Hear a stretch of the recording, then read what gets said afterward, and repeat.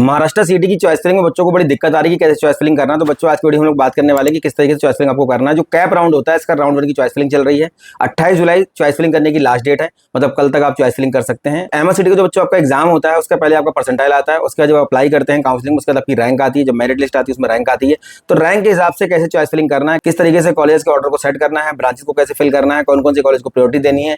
जो other state के बच्चे हैं उनको गवर्नमेंट कॉलेज शो नहीं कर रहा होगा, क्योंकि कुछ गवर्नमेंट कॉलेज में जो अदर स्टेट के बच्चे हैं उनके लिए सीट शो कर रहा होगा, कुछ कॉलेज में सीटें नहीं शो कर रहा होगा। तो बाहर के जो बच्चे हैं उनको प्राइवेट कॉलेज को ही प्रायोरिटी देना ज्यादा सही रहेगा अगर आपका रैंक लो है तो। अब यहाँ पे देखते हैं हम लोग इस तरीके से पोर्टल काम करता है। देखिए आपका ये पोर्टल है एमएसटी सिटी का। ये एक बच्चे का हमने यहाँ पे पोर्टल देखिए ओपन करके रखा हुआ है। इसका हम देखते हैं किस तरीके से काम करता है, कैसे चॉइस फिलिंग करना है। एक बच्चे का चॉइस फिलिंग में करके दिखाता हूँ आपको। देखिए ये यहाँ से ऑप्शन फॉर्म आपका ओपन हो जाएगा। ओपन करने के बाद देखिए आप यहाँ पे आपको ओपन करने के बाद इस तरीके से पोर्टल खोल करके बच्चों आपका आएगा। पहला ऑप्शन आपको दिखा रहा है शॉर्टलिस्ट योर ऑप्शन। सबसे पहले आपको क्या करना है, कॉलेज शॉर्टलिस्ट करना है।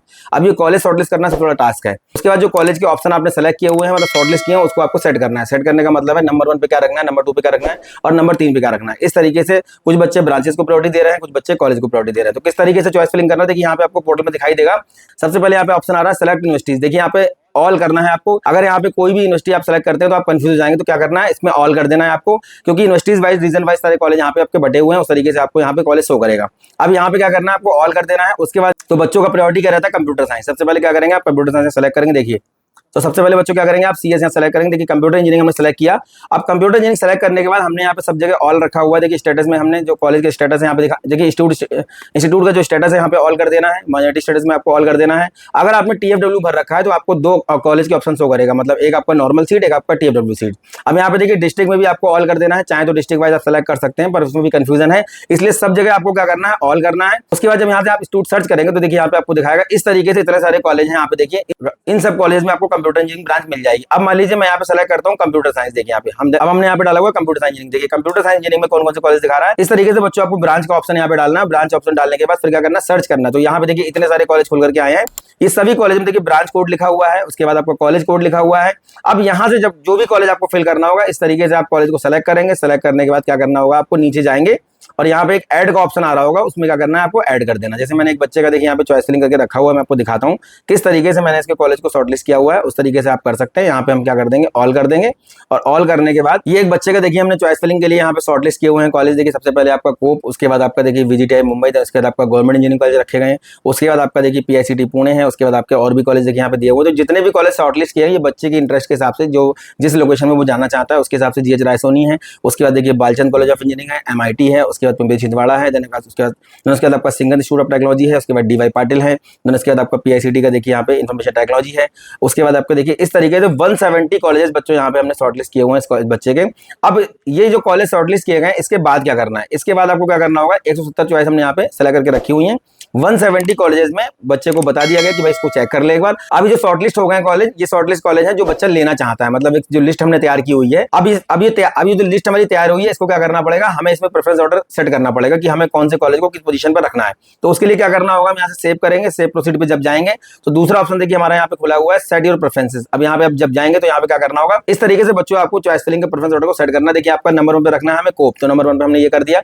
उसके बाद मान लीजिए नंबर 2 पे हमें VGTI मुंबई रखना है, तो हम यहाँ पे नीचे जाएंगे और VGTI मुंबई सेलेक्ट करेंगे, नंबर 2 पे कर देंगे। कुछ बच्चे ब्रांचेस को जो है प्रायोरिटी दे रहे हैं, कुछ बच्चे कॉलेज को प्रायोरिटी दे रहे हैं, कुछ बच्चे गवर्नमेंट कॉलेज सारे पहले भर रहे हैं, उसके बाद आपके प्राइवेट कॉलेज उसमें फिल कर रहे हैं। कुछ बच्चे क्या कर रहे हैं कि गवर्नमेंट कॉलेज की सारी ब्रांचेस डाल दे रहे हैं।